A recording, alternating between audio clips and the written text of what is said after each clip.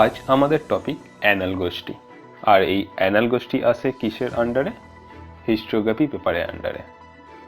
অনেকেরই এই হিস্টোগ্রাফি পেপারটি শক্ত লাগে, অনেকেই খুব ভয় পাও, আবার অনেকের খুব ভালোও লাগে। আর সকলকেই বলছি, মন দিয়ে শোনো, আশা করি খুব সহজে তোমরা এই বিষয়গুলি বুঝতে পারবে। আর ইতিহাস নিয়ে পরবর্তী ধাপে এগোনোর জন্য এই পেপারটি খুবই গুরুত্বপূর্ণ। আর খুব ভালো করে সকলে মন দিয়ে শোনো। তোমাদের পড়াশোনার সুবিধা অর্থেই আমাদের এই ভিডিওগুলি বানানো। তাই সোজাসুজি আসা যাক আজকে আমাদের বিষয় অ্যানাল গোষ্ঠীর ওপরে। অ্যানাল গোষ্ঠীর ঐতিহাসিকদের দৃষ্টিভঙ্গি নিয়ে। এই অ্যানাল গোষ্ঠীটি কি ছিল, তারা কিভাবে ইতিহাসকে দেখতে পেয়েছে, অথবা কোন কোন বিষয়গুলি তারা তাদের ইতিহাস গবেষণার মধ্যে আনতে চেয়েছেন, সেইগুলিকে নিয়ে আজকে আমাদের বিস্তারিত আলোচনা। আর যাদের নোটসের প্রয়োজন তারা এই ভিডিওটিকে পজ করে করে তোমরা তোমাদের খাতায় পরস্পর লিখে নিতে পারো এবং এইটি পরীক্ষার খাতায় লেখো। তোমাদের সকলকে বলছি, এই যথাযথ তুলে ধরলে তোমরা যথেষ্ট পরিমাণে নম্বর পাবে, চিন্তার কোনো কারণ নেই। এবার সোজাসুজি আসা যাক আজকে আমাদের পড়ার বিষয় অ্যানাল গোষ্ঠীর ঐতিহাসিক সম্পর্কে। বিংশ শতাব্দীর মাঝামাঝি সময় ফ্রান্সে এক ঐতিহাসিক গোষ্ঠীর আবির্ভাব ঘটে, আর এই গোষ্ঠী অ্যানাল গোষ্ঠী নামে পরিচিত। এরা ফ্রান্স এবং ইউরোপের রাজনৈতিক ইতিহাসের প্রচলিত ঐতিহাসিক দৃষ্টিকোণ থেকে সম্পূর্ণ পৃথক এক দৃষ্টিকোণ সৃষ্টি করল। এই অ্যানাল গোষ্ঠীর ঐতিহাসিকরা টোটাল হিস্ট্রির ওপর বিশেষ জোর দিতে চেয়েছিলেন। তারা সমাজ ও সভ্যতার অগ্রগতিকে সামগ্রিকভাবে দেখার চেষ্টা করেছিলেন। অ্যানাল ঐতিহাসিক গোষ্ঠী ইতিহাস চর্চার প্রচলিত দৃষ্টিভঙ্গি থেকে বেরিয়ে আসতে চেয়েছিলেন। এই অ্যানাল গোষ্ঠীর ঐতিহাসিকেরা ইতিহাসের দৃষ্টিভঙ্গি হিসেবে তারা কতকগুলি নতুন ক্ষেত্রকে বেছে নিয়েছিলেন, যেমন মানুষের মনস্তত্ত্ব, সামাজিক পরিবেশ, সামাজিক পরিকাঠামো, মানুষের জীবনের ওপর ভৌগোলিক দৃষ্টিভঙ্গির প্রভাব। এবং এইভাবেই ফ্রান্স তথা ইউরোপে নতুন ধরনের ইতিহাস চর্চা আরম্ভ হয় এবং তা অ্যানাল ইতিহাস দর্শন নামে পরিচিত। তাহলে আশা করি সবার ক্লিয়ার হলো এই অ্যানাল ঐতিহাসিকরা ইতিহাসের দৃষ্টিভঙ্গি হিসেবে কোন বিষয়বস্তুগুলো চেয়েছিলেন। আশা করছি সকলে বুঝতে পেরেছ যে তারা কি কি চাইছেন। এই ঐতিহাসিকেরা প্রচলিত ধারার থেকে বেরিয়ে আসতে চাইছে। এর আগের ঐতিহাসিকদের ইতিহাস দর্শনের মধ্যে মূল যেই বিষয়গুলি ছিল রাজনীতি, রাজার জীবনী, এছাড়াও আরও নানান বিষয়, এইগুলি থেকে এই অ্যানাল ঐতিহাসিক সরে এসে মানুষের মনস্তত্ত্ব, সামাজিক পরিকাঠামো প্রভৃতি বিষয়গুলির উপর জোর দিচ্ছে এবং অ্যানাল ঐতিহাসিকদের দৃষ্টিভঙ্গি এইগুলোই ছিল।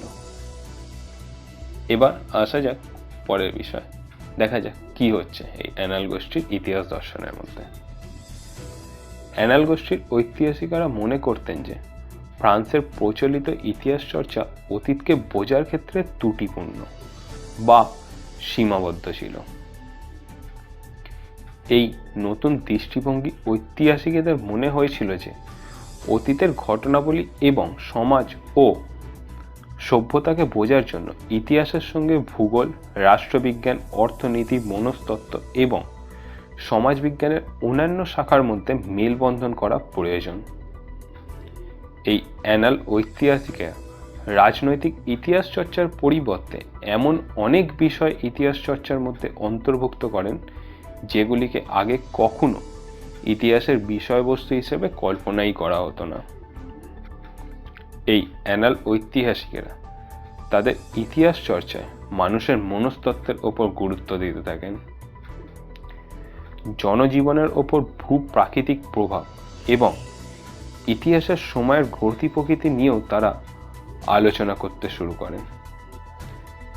এগুলি বাদেও সমাজ ও সভ্যতার সমস্যাগুলি বোঝার জন্য তারা গবেষণার উপর গুরুত্ব আরোপ করেছিলেন।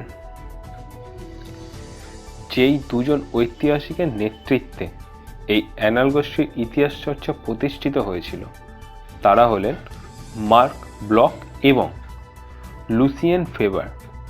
প্রথম বিশ্বযুদ্ধের পর দুজনের মধ্যে দেখা হয় এবং আলাপ আলোচনার পরেই এই অ্যানাল গোষ্ঠীর ইতিহাস চর্চার সূত্রপাত হয়। 1928 সালে মার্ক ব্লক ও লুসিয়েন ফেবার এই ঐতিহাসিক প্রতিষ্ঠান গড়ে তোলে এবং এর উদ্দেশ্য ছিল সমাজে বসবাসকারী মানুষের পূর্ণাঙ্গ ও সমৃদ্ধশালী ইতিহাস উপস্থিত করা। এই অ্যানাল গোষ্ঠীর মূল পরিকল্পনা ছিল মানবজাতির বিবর্তনের ইতিহাস রচনা। সমাজবিদ্যা ও অন্যান্য দৃষ্টিভঙ্গি প্রয়োগ করে তারা এই কাজ করতে চেয়েছিলেন। মার্ক ব্লক এবং ফেবার 19 শতকে গড়ে ওঠা রাজনৈতিক ও ব্যক্তিগত ঘটনার উপর নির্ভর করে ইতিহাসকে বর্জন করেন। তারপর তারা সামাজিক সমস্যা কেন্দ্রীয় ইতিহাস বিশ্লেষণের উপর গুরুত্ব দিয়েছিলেন। এই ধরনের ইতিহাস চর্চায় তারা আগ্রহ প্রকাশ করেছিলেন। সমাজবিদ্যা, ভূগোল, অর্থনীতি থেকে বিভিন্ন তথ্য সংগ্রহ করার উপর অ্যানাল গোষ্ঠীর ঐতিহাসিকেরা লেখার মাধ্যমে ইতিহাস চর্চার ক্ষেত্রে গুরুত্ব পেল।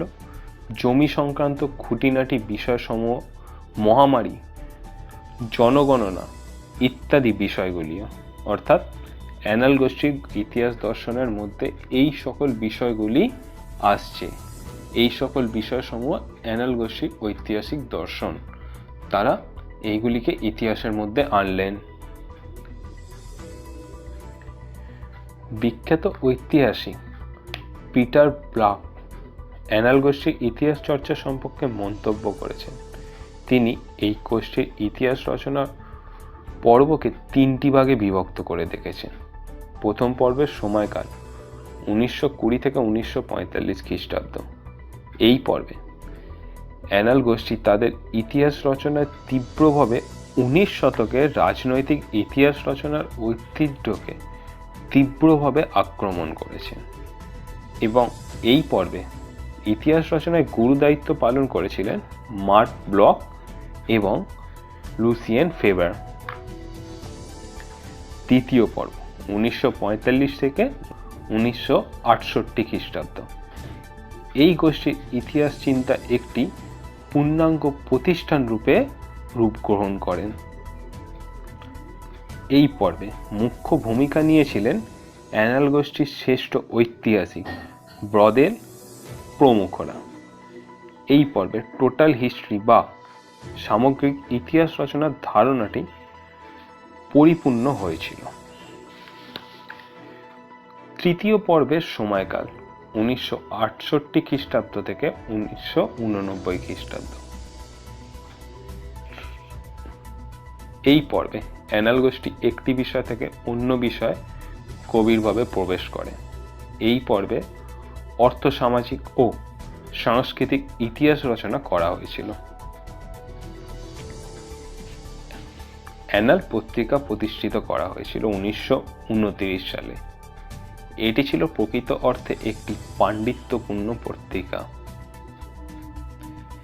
এই পত্রিকা প্রচলিত ইতিহাস চর্চা থেকে নিজেদেরকে বিচ্ছিন্ন করে নেয়।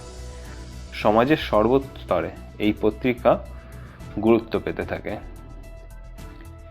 এই পত্রিকা ইতিহাসের সীমানাকে অনেক দূর বিস্তৃত করতে পেরেছিল। 1960 সালের মধ্যে এই পত্রিকা শুধু ফ্রান্সে না, ইউরোপের বাইরে অন্যান্য দেশে তথা সমগ্র পৃথিবী জুড়ে এক বিশাল গবেষণার নেটওয়ার্ক তৈরি করেছিল। তাহলে এই ছিল অ্যানাল পত্রিকা নিয়ে আমাদের আলোচনা। আমরা দেখলাম অ্যানাল গোষ্ঠীর ঐতিহাসিকদের দৃষ্টিভঙ্গির আওতায় কোন কোন বিষয়গুলি এসেছিল এবং তারা ইতিহাসকে কিভাবে দেখেছেন, সেই সকল নানান বিষয়গুলি যেইগুলিকে নতুনভাবে তারা ইতিহাসের আওতায় এনেছেন যেইগুলি এর আগে কখনো ইতিহাসের অন্তর্ভুক্ত ছিল না। এবং অ্যানাল ঐতিহাসিক কারা ছিল, এই ঐতিহাসিকদের নামগুলো আমরা দেখলাম। আর এইভাবেই আজকে আমাদের আলোচনা শেষ হলো অ্যানাল গোষ্ঠী নিয়ে। অ্যানাল গোষ্ঠী এক্সাম পারপাসে তথা ইতিহাস জানার ক্ষেত্রেও খুবই একটি গুরুত্বপূর্ণ অংশ। তোমরা মনোযোগ দিয়ে পড়ো, পারলে আরেকবার ভিডিওটি দেখো। যদি কোনো জায়গায় অসুবিধা হয় তোমরা কমেন্ট বক্সে জানাও, ভালো লাগলেও কমেন্ট বক্সে জানাও। এবং তোমাদের যদি অন্য কোনো টপিক জানার থাকে সেটিকেও আমাদের কমেন্ট বক্সে লিখে দিতে পারো। আর এইভাবেই আমাদের সাথে থাকতে আমাদের চ্যানেল স্টাডি টাইমকে সাবস্ক্রাইব করে রেখো, তাহলে পরের নোটিফিকেশনগুলি তোমরা সবার আগে পেয়ে যাবে। আর তাহলে আজ এই পর্যন্তই, আবার দেখা হচ্ছে কোনো এক নতুন বিষয়, কোনো এক নতুন আলোচনার মধ্যে।